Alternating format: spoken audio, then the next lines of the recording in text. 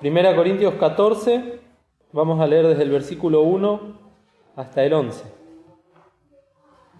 Dice: seguid la caridad y procurad los dones espirituales, mas sobre todo que profeticéis.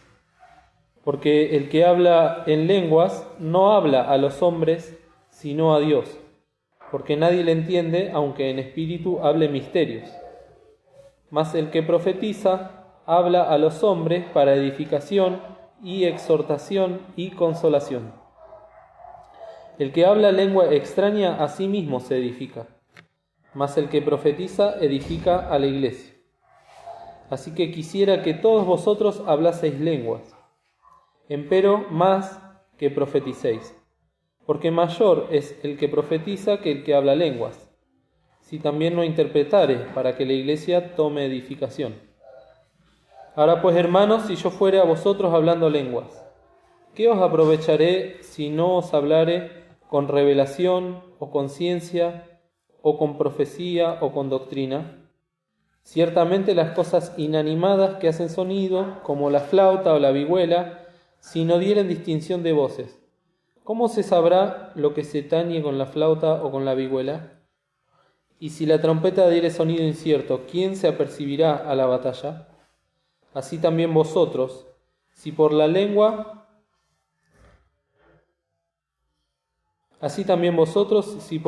no diereis palabra bien significante, ¿cómo se entenderá lo que se dice? Porque hablaréis al aire. Tantos géneros de voces, por ejemplo, hay en el mundo, y nada hay mudo. Mas si yo ignorare el valor de la luz, seré bárbaro al que habla, y el que habla será bárbaro para mí. Hasta acá la lectura de la palabra de Dios.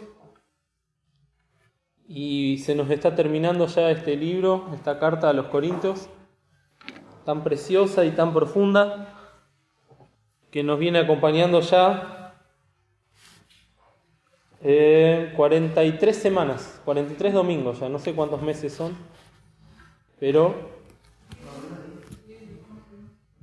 más o menos 10 meses, sí. Y nos están quedando todavía el capítulo 15, que es bastante completo, y el 16. Así que quizás lleguemos a hacer todo un año de este libro tan precioso. Lo cierto es que el apóstol, como hemos visto, fue creciendo en cuanto a lo que le tenía que comunicar a los hermanos en aquella iglesia. Vimos los primeros capítulos de esta carta, cómo los tenía que retar, exhortar, corregir en tantas cosas, tantos desórdenes que había en la iglesia, cómo ellos eran para él como niños y necesitaban volver a los rudimentos de la fe.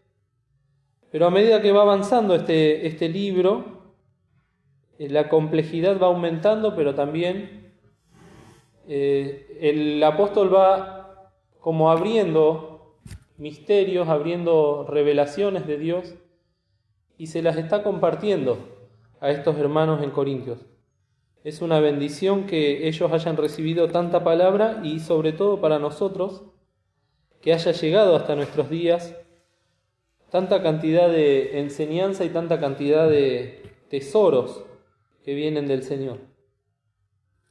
Estuvimos viendo a partir del capítulo 12 cómo el apóstol desarrolla los dones espirituales. En el capítulo 13 hemos visto cómo más importante que cualquier don es tener amor de Dios o caridad para poder ministrar esos dones a los hermanos.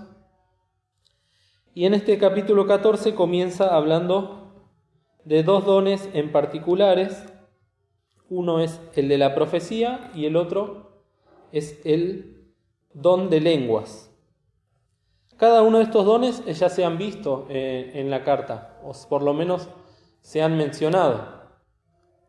Por un lado, habíamos llegado a la conclusión de que el don de profecías, si bien es complejo, significa básicamente predicar la palabra de Dios, ya sea una palabra que es hacia el futuro, una predicción, o predicar a partir de lo que ya está dicho o ya está escrito. Y por otro lado, el don de lenguas, que también lo vimos cuando se vio el capítulo 12 de 1 Corintios, se refiere, sobre todas las cosas, a tener la capacidad de hablar en otro idioma para que un extranjero me entienda. El ejemplo que nos da la palabra de Dios en el libro de los Hechos es cuando fue la prédica en Pentecostés de Pedro y había gente de todas las naciones en aquel lugar, porque habían ido a celebrar la Pascua en Jerusalén. Y había muchos que no hablaban hebreo, otros no hablaban griegos y otros no hablaban en latín, que es el idioma de los romanos. Y sin embargo, todos los que estuvieron presentes ahí en el Pentecostés pudieron entender el mensaje que predicó Pedro, y sobre todas las cosas, muchos se convirtieron a ese mensaje. Y esto es importante porque ellos no se convirtieron por el don de lenguas en sí, sino por la predicación de Pedro, que los instaba a que se arrepientan de sus pecados. Habían pasado 50 días desde que el Señor Jesús fue crucificado, y ellos fueron compungidos de corazón, dice. Ese fue el mensaje que el Señor les dejó en sus corazones para que se conviertan. Y para ello utilizó en Pedro y en otros hermanos el don de lenguas. Acá Pablo vuelve sobre estos dos dones, que los había mencionado ya en el capítulo 12, como dijimos. Pero antes de eso comienza diciendo: seguid la caridad y procurad los dones espirituales. Esto de la caridad habíamos hablado cuando empezamos a estudiar el capítulo 13, que podemos definir la caridad como si fuese un camino, como si fuese algo que tenemos adelante y que es necesario que lo transitemos. El amor de Dios es algo que está ahí para ser tomado. Y esta oración que dice acá, seguid la caridad, refuerza ese pensamiento. Porque la palabra seguid también significa perseguir o tratar de alcanzar. Y en el diccionario bíblico dice también literalmente cazar, como un cazador caza a un animal y lo persigue. Algunos tienen que perseguir en el monte a los chanchos o a los ciervos muchos kilómetros, pero tienen un objetivo y tratan de alcanzarlo. Bueno, con la caridad pasa exactamente lo mismo. Y no solo con la caridad, hay muchas cosas que los cristianos tenemos que tratar de alcanzar o tenemos que tratar de perseguir. Por ejemplo, Pablo le daba este consejo a Timoteo en 1 Timoteo capítulo 6, un texto que lo cantamos en un corito. 1 Timoteo 6,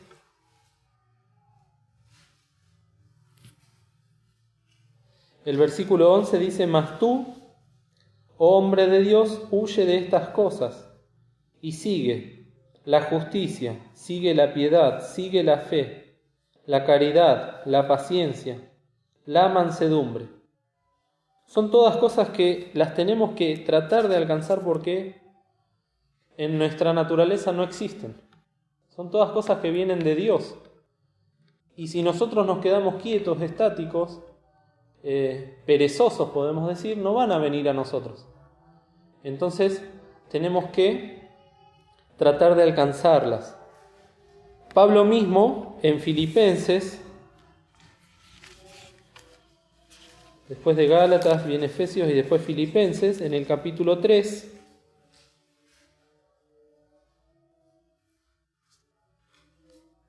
decía en el versículo 12, no que ya haya alcanzado, ni que ya sea perfecto, sino que prosigo por ver si alcanzo aquello para lo cual también fui alcanzado de Cristo Jesús. Él mismo daba cuenta de que todavía tenía que perseguir muchas de las bendiciones que el Señor tenía aparejadas para él. Y proseguía. Era un hombre viejo, un hombre que ya había pasado por muchas cosas, y sin embargo él todavía veía el blanco, la mira, y trataba de alcanzarlo. También no es una lección de humildad, ¿no?, de parte de este precioso siervo de Dios. A pesar de todo lo que Dios ya le había dado y todo lo que él había hecho por el Señor, Pablo todavía hasta el final de sus días proseguía. Y también dice, volvemos a 1 Corintios 14, procurad los dones espirituales. Habíamos dicho también ahí en 1 Corintios 12 que no había que ignorar los dones espirituales, o sea, no había que ignorar acerca de los dones que son del Espíritu Santo, diferenciando así de las capacidades que podemos tener como personas sin Cristo.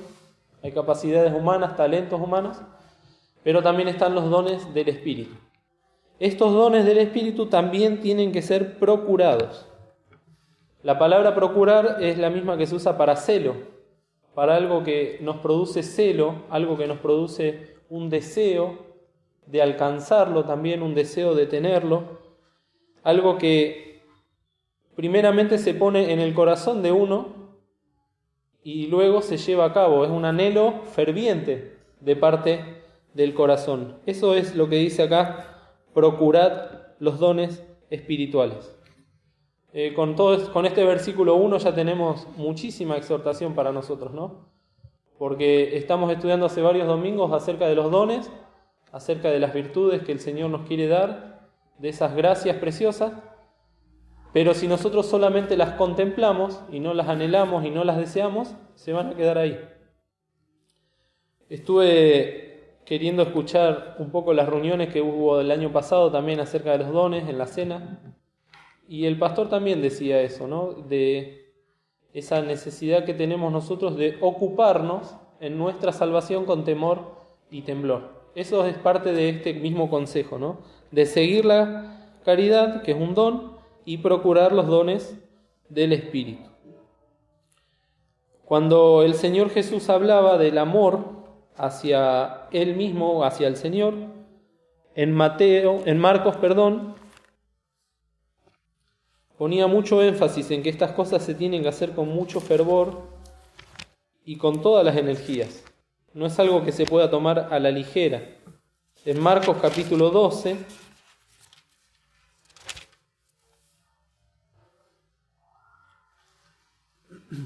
versículo 29 y 30. ¿Quién lo puede leer, por favor?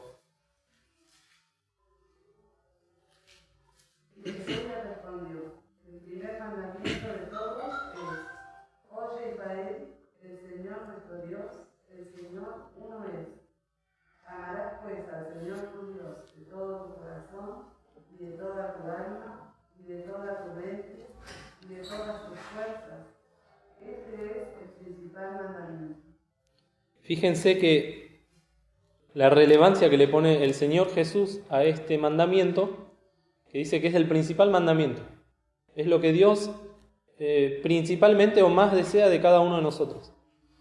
Y ahora Pablo lo completa diciendo, seguid la caridad y procurad los dones espirituales. Todo en la misma, podemos decir, sintonía, todo en el mismo espíritu. Con el mismo fervor que amamos a Dios, tenemos que amar lo que Dios nos da. Porque no podemos amar a Dios o pretender amar a Dios y despreciar los dones que el Señor nos da.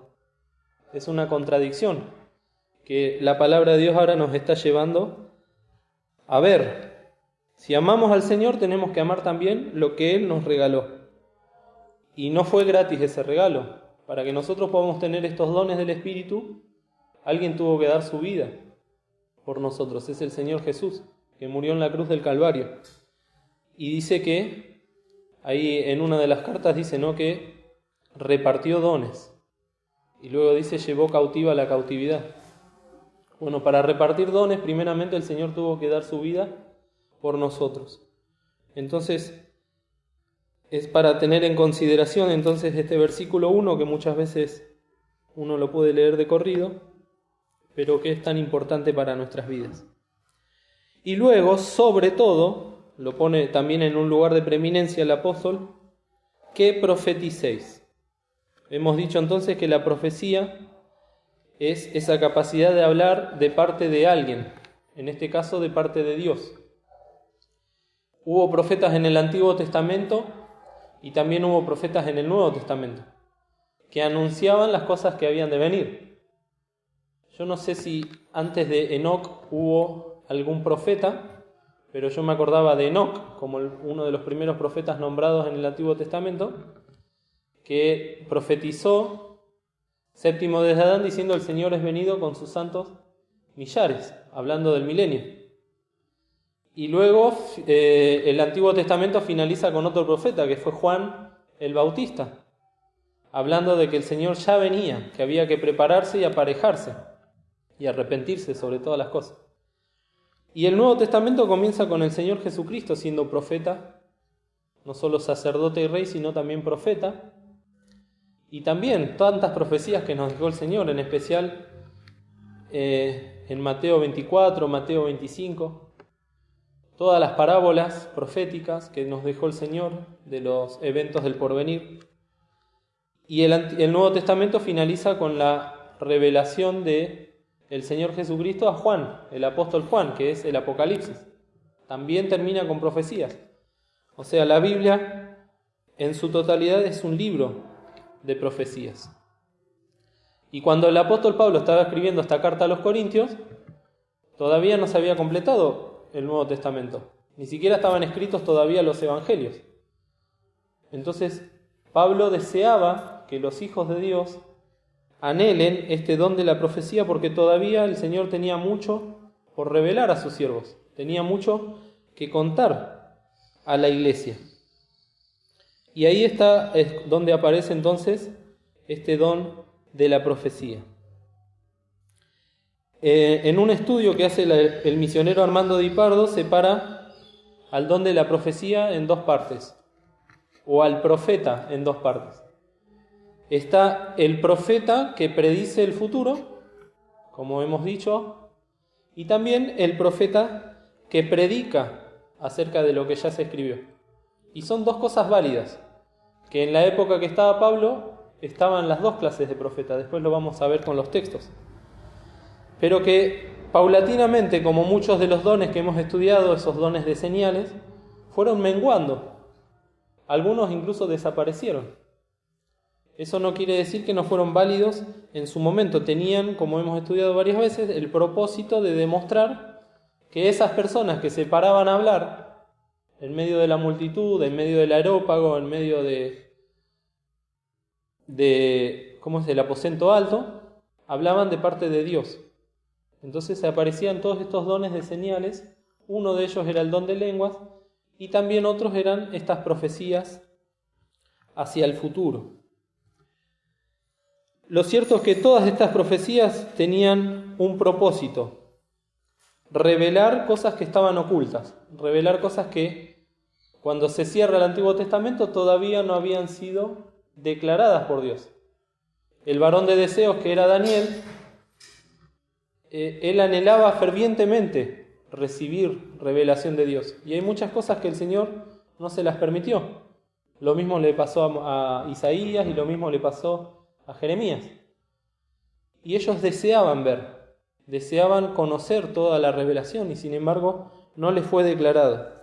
Pero miren lo que dice Pablo en Efesios capítulo 3.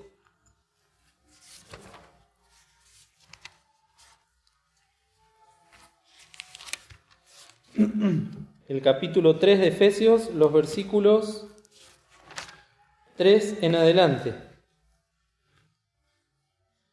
Primero cuenta su experiencia personal, porque dice: a saber que por revelación me fue declarado el misterio, como antes he escrito en breve, leyendo lo cual podéis entender cuál sea mi inteligencia en el misterio de Cristo, el cual misterio en otros siglos no se dio a conocer a los hijos de los hombres, como ahora es revelado a sus santos apóstoles y profetas en el Espíritu. Acá el apóstol hace la división que también hace en cuanto a los dones. Están los dones de apóstol, están los dones de doctores, están los dones de profetas. Eran hermanos que tenían este gran privilegio, pero también esta gran responsabilidad de recibir los misterios de Dios, no solo para quedárselos para sí mismos, sino para dar a conocer a los hijos de los hombres. Muchos de esos misterios fueron predicados en las iglesias locales, pero no quedaron escritos en la palabra de Dios. Fueron revelados exclusivamente para esos hermanos en ese momento. Otros misterios, los que tenemos nosotros ahora en nuestras manos, son los que nosotros necesitamos conocer y entender, como dice también ahí en Deuteronomio 29:29. Las cosas secretas pertenecen a Jehová, mas las reveladas son para nosotros y para nuestros hijos y los hijos de nuestros hijos. En cuanto a estos profetas que menciona acá, profetas del Nuevo Testamento, profetas en el Espíritu, en el libro de los Hechos se menciona algunos de ellos. No vamos a ir a buscar las citas, pero sí se las voy a decir. Por ejemplo, había un profeta que se llamaba Agabo, que se lo menciona en el libro de los Hechos, el capítulo 11, en el versículo 27, que él recibió revelación del Señor de que iba a venir una hambruna en toda la tierra. Él había descendido de Antioquía y llevó esa revelación del Señor, esa profecía del Señor a la iglesia, y a partir de esa revelación los hermanos hicieron una colecta de dinero, de comida, para llevar a la iglesia de Jerusalén, porque era la que más iba a ser atacada por esta hambruna que iba a haber en la tierra. Este mismo profeta, en Hechos 21, del 10 al 12, pronunció o anunció que Pablo iba a ser encarcelado de pies y manos. Dice que tomó el cinto de Pablo con el que se ataba, y se ató las manos y los pies. Dice: de quien fuese este cinto, así va a ser llevado atado a la cárcel, si baja a Jerusalén a predicar el Evangelio. Y los hermanos que estaban ahí le trataron de persuadir a Pablo para que no vaya a Jerusalén, y Pablo fue igual porque era la voluntad del Señor. Pero este hermano recibió esa revelación, esa profecía.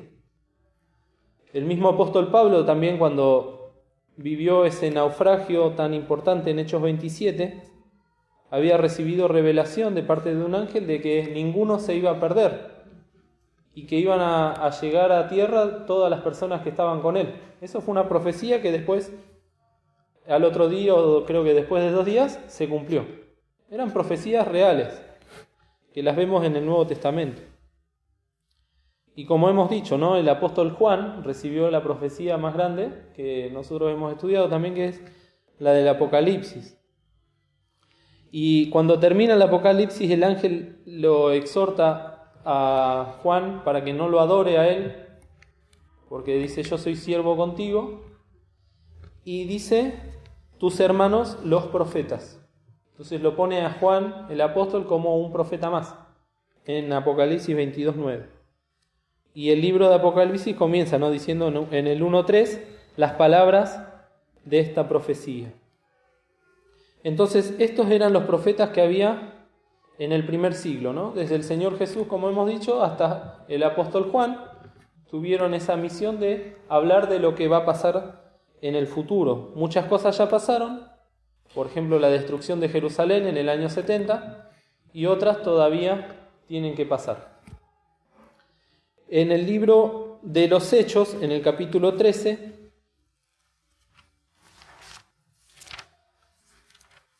es un texto también muy precioso y que nos ubica en el tiempo. Hechos capítulo 13, el versículo 1. Dice: había entonces, o sea, en ese momento, en la iglesia que estaba en Antioquía, profetas y doctores. Qué preciosa esta iglesia de Antioquía, ¿no? Cuántos dones que dejó manifestar. Profetas y doctores: Bernabé y Simón, el que se llama Níger, Lucio Cireneo y Manahem, que había sido criado con Herodes el tetrarca, y Saulo, ministrando pues estos al Señor y ayunando, etcétera, etcétera.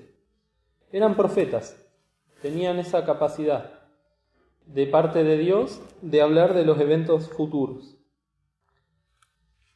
Ahora, como hemos dicho, también hay otra clase de profetas, que es el profeta predicador. Es el que habla de parte de Dios en base a lo que ya está escrito o ya se dijo, y es el tipo de don que hoy en día el Señor quiere que se manifieste en la iglesia. ¿Por qué? Porque lo que tiene que pasar ya quedó escrito en la palabra de Dios. La Biblia ya se completó, ya se puso un sello. Nadie puede añadir ni una jota, ni un tilde, ni quitar, ni una coma de lo que ya está escrito. pero no quiere decir que el don de profecía se termina. Eso también lo desarrolla muy claramente el misionero Di Pardo, y lo que básicamente dice es que todos nosotros tenemos la capacidad espiritual de profetizar, porque todos nosotros podemos hablar a las almas de lo que le va a pasar a las almas, de lo que le va a pasar al mundo, de lo que le va a pasar al alma si acepta a Cristo, o de lo que le va a pasar al alma si niega o rechaza a Cristo. Nosotros tenemos esa virtud al conocer la palabra de Dios. Y la exhortación que hace el misionero es, para ser profeta hay que conocer la palabra de Dios. Y cita Juan 5:39, que el Señor Jesús decía: escudriñad las Escrituras, porque en ellas parece que tenéis la vida eterna. Este don entonces precioso de la profecía es el que Pablo dice: procurad los dones del Espíritu, más sobre todo que profeticéis. Es una invitación a cada hijo de Dios, a cada hija de Dios, a que desarrolle este don. Recordemos cuando estudiábamos acerca del rol de la mujer, ¿cómo decía? Cualquier mujer que ora, ¿y qué más? Y profetiza, o ora o profetiza. Entonces no es algo que está cerrado solo a los pastores, a los misioneros, a los doctores o a los apóstoles, es algo que está abierto a toda la iglesia, el don de profetizar. Y en la lista de dones, ahí en 1 Corintios 12, si es que el orden en que el apóstol los escribió tiene también un orden de preeminencia, fíjense en el 12:28, y a unos puso Dios en la iglesia, primeramente apóstoles. Los apóstoles cesaron ya, eran 12. Luego profetas, lo tercero doctores, luego facultades, etcétera, etcétera. Fíjense cómo en segundo lugar de importancia, podemos decir, está el don de la profecía. Y en Efesios, el pasaje paralelo de Efesios 4:11, dice: y él mismo dio unos, ciertamente apóstoles primero, y otros profetas, y otros evangelistas, y otros pastores y doctores.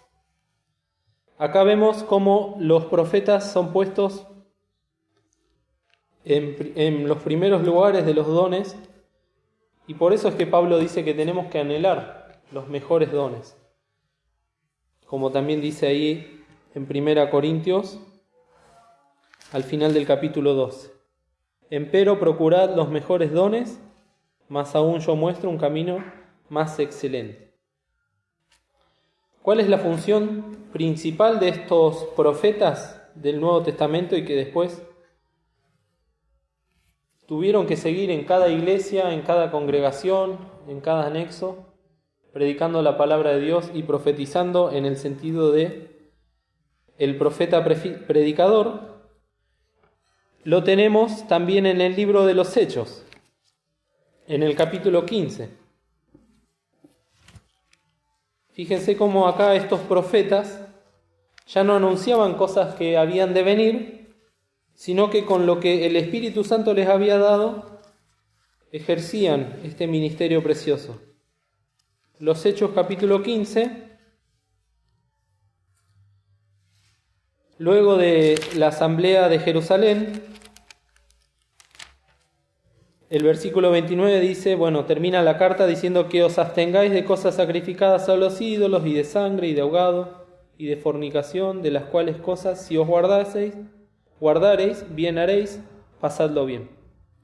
Y el 30 dice, ellos entonces, enviados, descendieron a Antioquía, y juntando a la multitud dieron la carta, lo que el Espíritu Santo les había revelado, o sea, la palabra de Dios, que después quedó registrada acá en Hechos 15. Una vez que leyeron la carta a la multitud, dice el 31, la cual como leyeron fueron gozosos de la consolación. Judas también y Silas, que se los menciona en el versículo 29, como ellos también eran profetas, consolaron y confirmaron a los hermanos con abundancia de palabra. Esa es la función principal de los profetas en esta nueva era, en esta nueva dispensación. Recibir la palabra de Dios, estudiarla, por supuesto, creerla, porque no se puede hablar de algo que no se cree, si no sería una farsa, y llevarla a la iglesia. En este caso dice que fueron de consolación y de confirmación a los hermanos.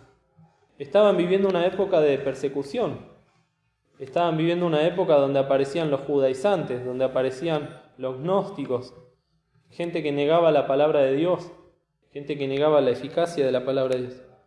Y estos hermanos muchas veces estaban atribulados con todas estas cosas que les pasaban.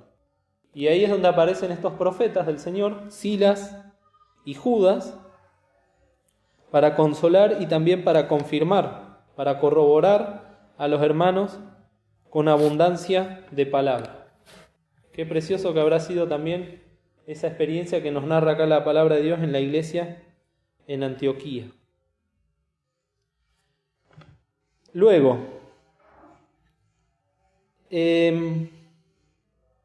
tenemos a través de la palabra de Dios que este es un don sumamente importante.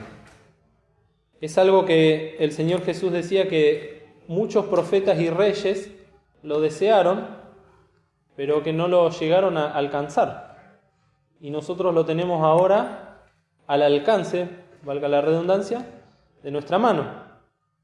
Entonces, cosas que otros anhelaron con tanta vehemencia y que el Señor no se los permitió, nosotros ahora lo podemos tener. Eso de que muchos lo desearon está en Lucas capítulo 10, versículo 24.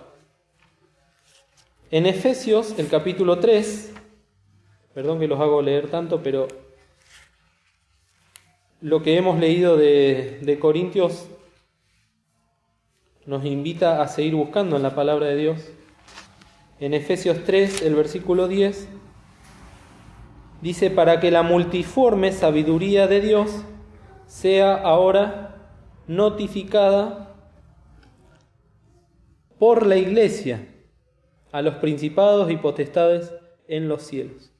Esta es la predicación, esta es la profecía, que ahora ya no le corresponde solo a esos profetas que profetizaban, no le corresponde solo a los apóstoles, sino que el Espíritu Santo desea que la iglesia se encargue de notificar la multiforme sabiduría de Dios. Una sabiduría que tiene muchas formas, que se presenta de muchas maneras.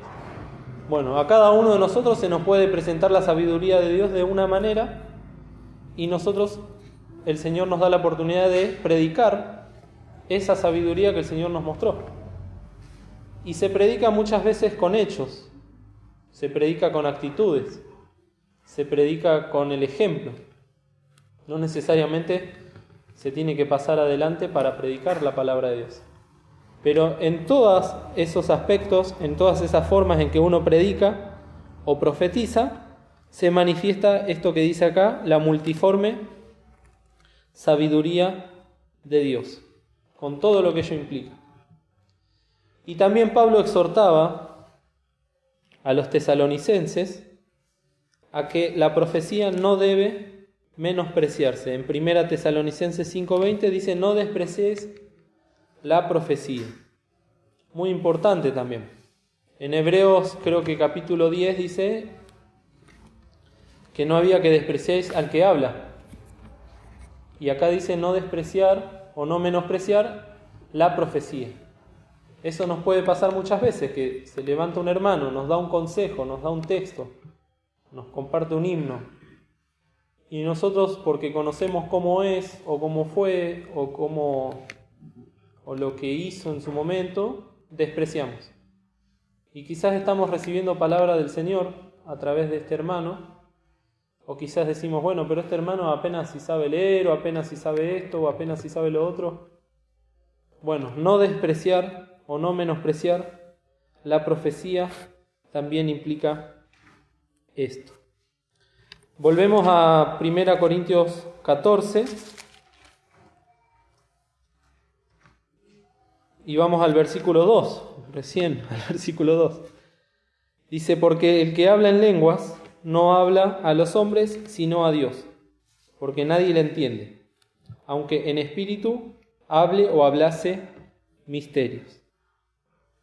Y esto también tenemos que dejarlo claro, queridos, que el don de lenguas, aunque hoy en día lo tenemos como algo malo, porque hay muchos que pretenden hablar en lenguas, y en muchas iglesias, ya lo vimos la semana pasada, te imponen el hecho de hablar en lenguas, y cuando uno los escucha, no están hablando ni en ruso, ni en chino, ni en japonés, están haciendo barullo, haciendo ruidos grotescos.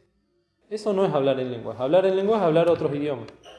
Pablo lleva al extremo de decir si hablase lenguas angélicas, como diciendo, conozco todas las lenguas del hombre y aún puedo hablar de las lenguas de los ángeles. En idioma, como dice también en el Antiguo Testamento, ¿no? En idioma de hombre o en lengua de hombre, y está la lengua de los ángeles. Pero es un ejemplo que da Pablo como algo extremo, que si no tengo caridad, aunque hablase la lengua de los ángeles, de nada sirve.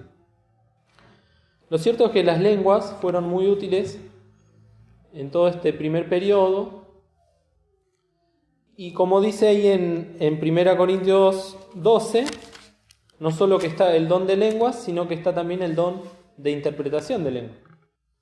Y acá lo que Pablo dice es muy claro, no da lugar a muchas interpretaciones. El que habla en lenguas, si bien el don de lenguas es un don espiritual, no habla a los hombres. Porque si yo ahora me pongo a hablar en ruso, porque el Señor me dejó hablar en ruso, quizás muchos de ustedes o todos ustedes se van a quedar mirando como diciendo, ¿qué está diciendo este varón? Y quizás estoy relatando el Salmo 23, que es precioso y es tan edificante, pero lo estoy diciendo en ruso. Y a mí me está haciendo bien relatar el Salmo 23. Y el Señor recibe esa palabra como una alabanza también, el Salmo 23 o cualquier otra parte de la palabra de Dios. Pero solamente me es de edificación, me es de consolación y me es de ayuda a mí, porque estoy hablando ruso. Quizás haya un hermano que sabe ruso y empieza a traducir a los que están en la congregación. Y entonces ahí es donde todos somos bendecidos. Eso es lo que dice acá el versículo 2. No está hablando de un acto de egoísmo o de carnalidad, porque estamos hablando de dones espirituales. Ya separamos que los dones espirituales son una cosa y las cosas de la carne son otra. Entonces los dones, acá cuando menciona los dones de lengua, no lo está haciendo Pablo peyorativamente, sino que por el contrario, está diciendo que no son malos los dones de lengua, pero tienen que saber cuándo usarse o cuándo manifestarse. En cambio, el versículo 3 dice, más el que profetiza, pero el que profetiza habla a los hombres, habla a los que están con él, hombres y mujeres, y lo hace para edificación, exhortación y consolación. 3 palabras que se suman a lo que vimos hoy en Hechos 15, que decía que consolaban y ¿qué más? Confirmaban. Son todas cosas que suman a la iglesia, que ayudan a que la iglesia crezca. Esta palabra edificación en este capítulo la usa 7 veces Pablo. Le da mucha importancia a la parte de la edificación. Toda iglesia necesita ser edificada. No hay ninguna iglesia que pueda decir nosotros ya estamos acabados, nosotros ya estamos perfectos en el Señor. Vimos como Pablo mismo decía, yo mismo no lo he alcanzado, sino que procuro. Entonces necesitamos, como iglesia acá en San José y toda iglesia donde se juntan 2 o 3 en el nombre del Señor, que haya hermanos que profeticen, para que la iglesia sea edificada. También dice que tiene que ser exhortada la iglesia. Y siempre se nos enseña que la palabra exhortación no es ponerse con el dedito a retar, a marcar los errores o los pecados del hermano, sino que por el contrario, la palabra en griego exhortar significa llamar al lado al hermano, ¿no? Ponerse Que el hermano se ponga en el lugar de uno y uno en el lugar del hermano. Y la palabra consolación también es muy parecida a exhortación, pero significa hablarle a alguien de cerca. Y eso ya nos quita también esa idea que tenemos de que la predicación es estar desde lejos y hablarle a las almas. Quizás no las conocemos o no nos interesa conocerlas. Cuando se profetiza se tiene que consolar al alma. Entonces quiere decir, te hablo de cerca. ¿Por qué? Porque yo también soy un pecador. Porque yo también pasé por lo que estás pasando vos, o quizás no, pero pasé por otras cosas. Y tengo la victoria en Cristo porque un día le conocí. Un día el Señor me llamó. Un día me limpió. Un día me restauró. Entonces yo con mi experiencia, con lo que pasé en mi vida, puedo llegar a ser de consolación a los demás. Todas esas cosas entonces edifican a la iglesia. Y en el versículo 5 Pablo dice: así que quisiera que todos vosotros hablaseis lenguas, empero más que profeticéis, porque mayor es el que profetiza que el que habla lenguas, si también no interpretare, para que la iglesia tome edificación. No está diciendo que hablar en lenguas esté mal, sino que es más importante para la necesidad de la iglesia de ese tiempo, pero también de este tiempo, que más que hablar en lenguas vale profetizar. Y en el estudio que leí hace una cita del Antiguo Testamento en el libro de Números,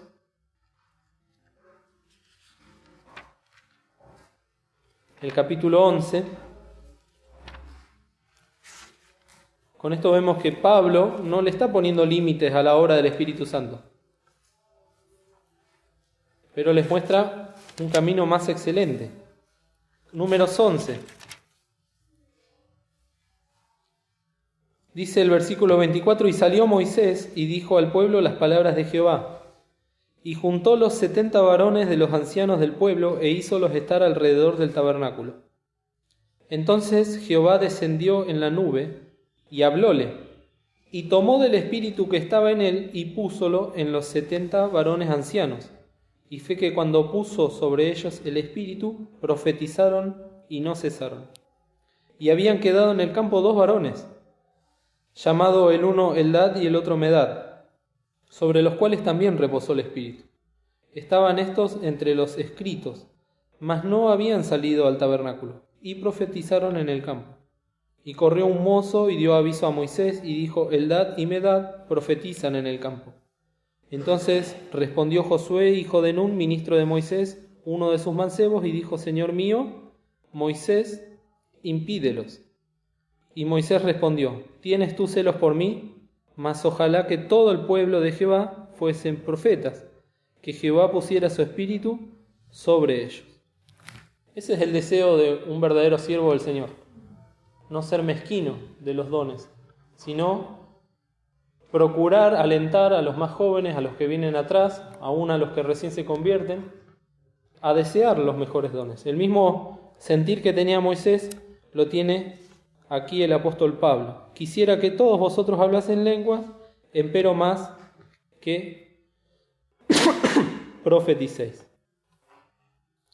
Y luego dice: ahora pues, hermanos, si yo fuere a vosotros, el versículo 6, hablando lenguas, ¿qué os aprovecharé? Si no os hablaré con revelación, o con ciencia, o con profecía, o con doctrina. Todos estos aspectos preciosos también de la profecía. Revelación, que la palabra griega es apocalipsis, ciencia o conocimiento de la voluntad de Dios, profecía y doctrina o enseñanza. Miren todas las cosas que puede hacer un profeta en la iglesia, cuánto bien puede derramar un profeta en la iglesia. Y si yo fuese a vosotros hablando lenguas, más adelante Pablo dice que hablaba más lenguas que todos ellos juntos. Quizás fue educado con los mejores profesores Pablo, conocía el hebreo, el arameo, el latín, el griego, quizás alguna otra lengua más. Pero ¿de qué sirve si no se puede aprovechar estas cosas preciosas? Y enseguida me acordé de un ejemplo que nosotros tenemos en nuestras vidas, en nuestras iglesias, que es la hermana Gina. Ella no es argentina, no es española, ella es holandesa. Y es una hermana que el Señor le permitió aprender también el griego y el hebreo. Y cuando nos predica a nosotros viene con su Biblia en griego y en hebreo. Pero ¿de qué serviría tener una conferencia con la hermana Gina de 4 horas en la iglesia de Buenos Aires si se la pasa hablando en holandés o en griego o en hebreo? No aprovecha de nada. Sin embargo, la hermana, usando el uso del castellano, el don de lenguas que el Señor le dio, nos trae revelación, nos trae profecía, nos trae ciencia y también nos trae sana doctrina. Entonces vemos cómo no hace falta ir hasta la iglesia en Corinto con Pablo, sino que nosotros también tenemos un ejemplo de nuestros días. Por último, queridos, el apóstol usa el ejemplo de la flauta, la vihuela, que es el arpa, y la trompeta, instrumentos musicales, y un instrumento que se usaba para la guerra, para dar a entender lo importante que es ponerle sentido a las palabras. Con esos ejemplos tan claritos como dice acá, el versículo 7, ciertamente las cosas inanimadas, que no tienen alma, que hacen sonidos como la flauta o la vihuela, si no dieren distinción de voces. ¿Cómo se sabrá lo que se tañe con la flauta o con la vihuela? Si esos instrumentos están mal tocados, también pasan a ser como habíamos leído en el capítulo 13, que decía el metal que resuena o el címbalo que retiñe, otros instrumentos más. No aprovechan, no sirven. En este caso, en el capítulo 13 dice, si no tiene caridad, no sirve. Acá puede tener caridad, pero cuidado, porque si realmente tiene caridad el don que el Señor me dio, o que yo le pongo caridad, que es amor de Dios, voy a buscar que los hermanos entiendan. Si no, por el contrario, voy a hacer o dar lugar a mi carne. Y luego el versículo 8 dice, y si la trompeta diere sonido incierto, ¿quién se apercibirá a la batalla? Había en la época de Pablo algunos que habían escuchado su doctrina y decían que era un palabrero, por ejemplo. Los epicúreos, dice ahí en los Hechos, ¿no? Acá no se trata de eso, no se trata de pararse y hablar y hablar y hablar. Creo que hace poco el pastor habló de, Cantinflas, ¿no? Cantinfladas había dicho, que era eso, hablar, hablar, hablar, verborragia. ¿Y cuánto hay de eso también, no? Que uno puede escuchar muchas veces en la tele o en internet. Pretendidos profetas, pretendidos pastores, que en definitiva después de hablar tanto tiempo no cumplieron con lo que el Señor quería. Y esto de la guerra es importantísimo, la batalla. El profeta tiene que apercibir al pueblo de Dios para la batalla. Tenemos una guerra que no es contra sangre ni carne, sino contra principados y potestades. Estamos viviendo tiempos muy difíciles. Pero el Señor alienta a los soldados a apercibirse a la batalla. Esa clarinada de alerta que nosotros hemos recibido por gracia de Dios, gracias a Dios se dio en el momento oportuno y se dio de una manera tan clara que no solo la respondimos nosotros que estamos acá en Buenos Aires, estamos hablando de la Declaración del Testimonio de Filadelfia en el año 66. Hubo repercusiones en todo el mundo. Hace poquito en la escuela bíblica nos habían hecho escuchar el misionero Armando Di Pardo leyendo cartas que le llegaron de todos lados del mundo, de Japón, de África, de otros lugares de Europa, de Corea también. Hermanos como nosotros que escucharon esa trompeta y se dieron cuenta de que la guerra estaba cerca, el enemigo estaba avanzando, y dijeron, bueno, vamos a percibirnos, vamos a despertarnos. Esa era la función de los atalayas. Estaban allá en la muralla vigilando toda la noche, y si el atalaya se dormía o si no sonaba bien el instrumento, podía caer toda la ciudad. En cambio, cuando el siervo de Dios está apercibido, también su palabra va a ser una palabra que permita que los hermanos estén apercibidos. El versículo 9, Pablo deja de hablar de sí mismo y empieza a hablarle a los corintios. Así también vosotros, si por la lengua no diereis palabra bien significante, ¿cómo se entenderá lo que se dice? Porque hablaréis al aire. Tantos géneros de voces, por ejemplo, hay en el mundo y nada hay mudo. Todos los idiomas que aparecieron después de lo de la Torre de Babel. Todos hablan un idioma, ¿no? Mas si yo ignorare el valor de la voz, seré bárbaro al que habla, y el que habla será bárbaro para mí.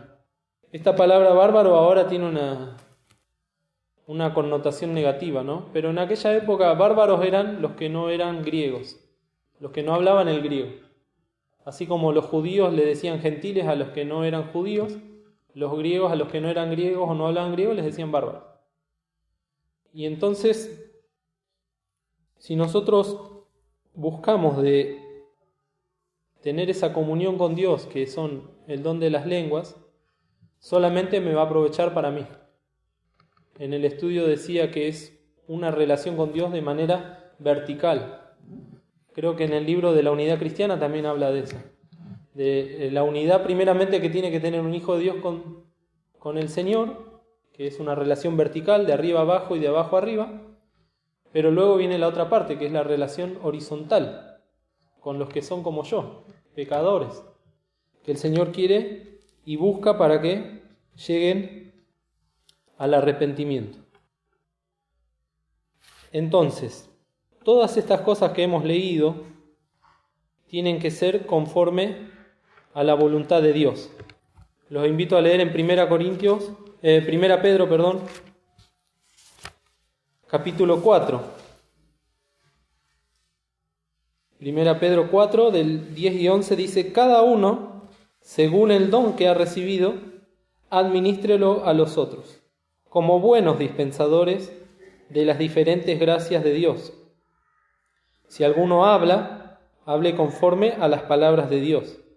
Si alguno ministra, ministre conforme a la virtud que Dios suministra, para que en todas cosas sea Dios glorificado por Jesucristo, al cual es gloria e imperio para siempre jamás. Entonces todo tiene que ser hecho conforme a la voluntad de Dios, para gloria de Dios y para gloria de la iglesia. Ahí en 1 Corintios 16:14 dice que todas las cosas sean hechas con caridad, que también lo refuerza Pablo en 1 Corintios 13. Y por último, en Romanos, el último texto que hemos de leer, Romanos 12, también el apóstol le da a los romanos una lista de dones.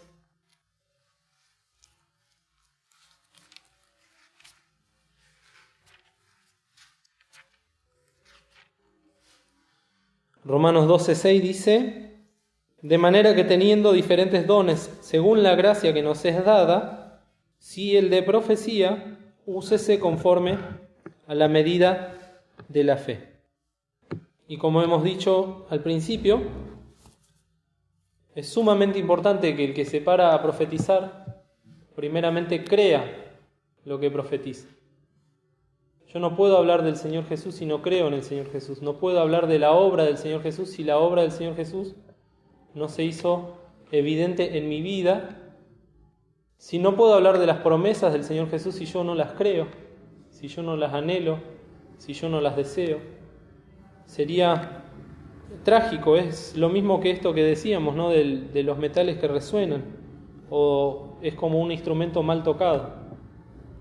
Entonces, primeramente, tengo que ser yo el que adquiera esta fe en la palabra de Dios, en la profecía escrita que es la palabra de Dios. Úsese conforme a la medida de la fe. Mientras mayor es la fe que yo tengo en el Señor y en su palabra, mayor va a ser el alcance que mi palabra va a hacer en los hermanos, en las personas, en las almas. Esa es la regla con la que el Señor mide hasta dónde va a llegar mi voz, hasta dónde van a llegar mis palabras. La medida de la fe. Si tengo poca fe, mi palabra va a llegar muy corta, ¿no? Va a ser muy corta. Si tengo mucha fe, va a alcanzar a mover montañas. Esto es lo que quería compartirles, queridos. Fue de mucha bendición para mí. Si bien casi siempre a última hora empiezo a escribir y a anotar y a ordenar los pensamientos, uno siempre va, como se dice, masticando, ¿no? Y también darle gracias al Señor que hubo hermanos antes que nosotros que estudiaron mucho la palabra de Dios y dejaron escritos. Hermanos que murieron hace mucho tiempo y que realmente amaban al Señor y se dejaron usar por el Señor. Ahora nos toca a nosotros ser los profetas de esta última etapa. A los niños, a los adolescentes, a los jóvenes. Cada uno, según la medida de la fe que el Señor le dio, use esos dones que el Señor les dio, conforme a la medida de la fe. Que el Señor nos bendiga.